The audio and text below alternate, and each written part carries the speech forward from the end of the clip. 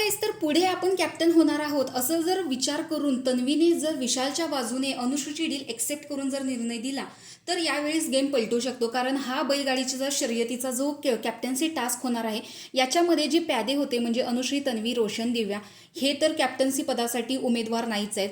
First फेरी जी झाली आयुष, सचिन, करण, सोनाली, प्राजक्ता, सागर या 6 जणांची, त्याच्यामध्ये सुद्धा पहिली फेरी ही निर्णय घेण्यास असमर्थ राहिली. त्याच्यामुळे पहिल्या फेरीतून सुद्धा हे जे कंटेस्टंट होते ते बाहेर निघलेले आहेत. आता सेकंड फेरीसाठी जे कंटेस्टंट आहेत ते आहेत राकेश, प्रभू, विशाल, रुचिता, ओंकार. आता याच्यामधूनच यांना कॅप्टन निवडावा लागणार आहे आणि यामधले म्हणजे सेकंड फेरीमध्ये सुद्धा 2 कंटेस्टंट जे आहेत ते कॅप्टन होऊ शकतात. आता विचार जर केला तर सागरने आज कन्फेशन दिलेलं आहे जो विशाल आहे त्याच्यासमोर की तुमच्या टोळीमध्ये 8 मेंबर्स आहेत.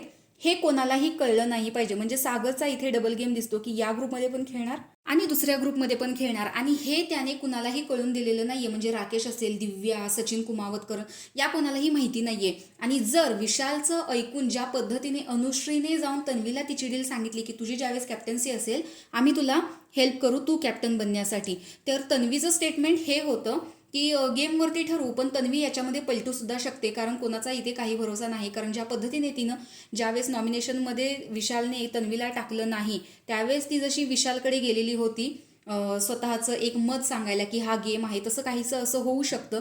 तर पहिल्या फेरीतून जे कंटेस्टंट बाद झालेले आहेत त्यांचा तर इथे विषय नाही आहे, पण जे प्यादे आहेत त्याच्यामध्ये रोशन आणि अनुश्री हे दोघेजण आहेत, हे टोळीचे मेंबर आहेत आणि तन्वी, दिव्या हे दुसऱ्या ग्रुपचे मेंबर आहेत. त्याच्यामुळे जर विशालने जर ही डील दिली आणि तन्वीने ती एक्सेप्ट केली तर याच्यातून राकेश आणि दीपाली असेल किंवा प्रभू असेल या दोघांपैकी एक तरी नक्कीच जाऊ शकतो आणि याच्यातले 2 जे आहेत ते कॅप्टन बनू शकतात.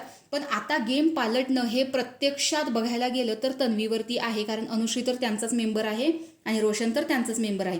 दिव्या अशी आहे की ती कोणाचंही मत स्वतःवर लादून घेत नाही. ती स्वतःच्या मतावरती ठाम असते आणि विषय संपला असं म्हणून ती तिथेच विषय संपवते. पण तन्वीचं इथे काहीच सांगता येत नाही. जर तिने टोळीच्या बाजूने मेंबर दिला तर यावेळेस टोळीचा मेंबर हा कॅप्टन बनू शकतो आणि दिव्या तर राकेशच्या विरोधात जाणार नाही. तर असा गेम होणार आहे. त्यामुळे बाजू पलटणे हे फक्त तन्वीच्या हातात आहे. तर कोणते 2 कॅप्टन झाल्यानंतर जास्त मजा येईल बिग बॉस बघायला हे कमेंट बॉक्समध्ये नक्की सांगा. अशाच बिग बॉसच्या नवनवीन अपडेट्स पाहण्यासाठी आपल्या चॅनलला सबस्क्राईब करा. तोपर्यंत बाय.